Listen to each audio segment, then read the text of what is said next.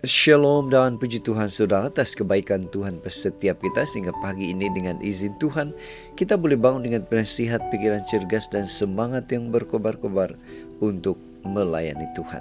Untuk memulai renungan kita, mari kita berdoa. Bapa Syurgawi, terima kasih atas kebaikan-Mu karena bersama dengan kami sementara kami mendengar dan mempelajari firman Tuhan. Dalam nama Yesus kami berdoa. Amin. Saudara-saudari yang dikasihi dalam Kristus, tajuk renungan kita pagi ini ialah luka hati. Apa obat untuk luka hati yang dalam?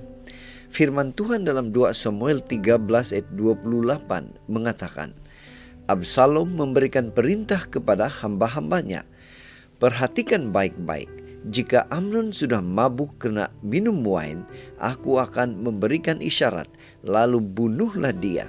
Jangan takut, akulah yang bertanggung jawab atas hal itu.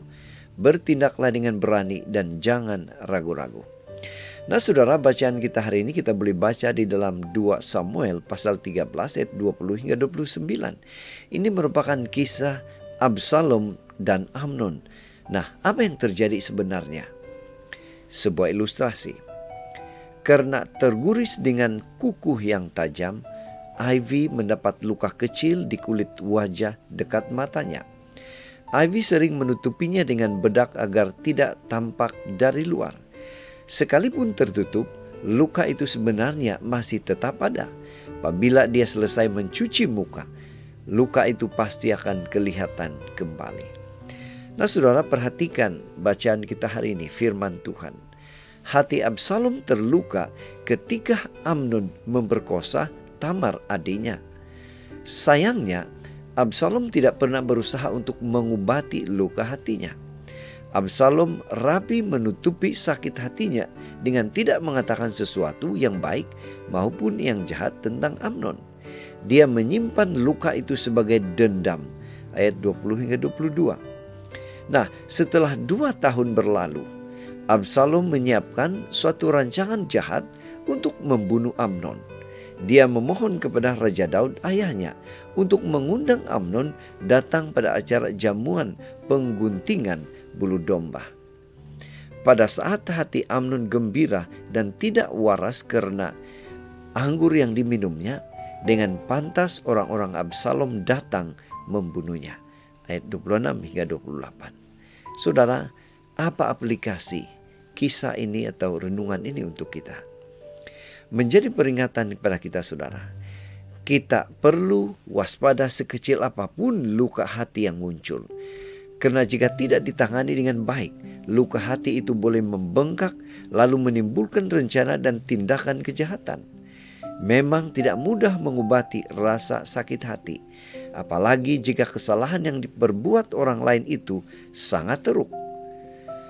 Satu-satunya cara untuk mengobatinya ialah dengan mengundang Yesus untuk membantu kita melepaskan pengampunan. Pada saat berada di dunia ini, Yesus sudah memberikan teladan bagaimana mengampuni. Kasih Yesus menyembuhkan setiap luka hati dan memampukan kita untuk mengasihi orang-orang yang bersalah kepada kita.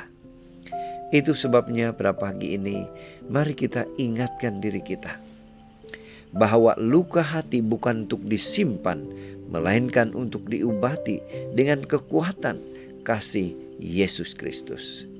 Inilah doa dan harapan kita. Mari kita bersyukur, mari kita berterima kasih kepada Tuhan karena Dia memberikan kita kekuatan, kemampuan untuk boleh mengobati luka hati dengan kasih Kristus.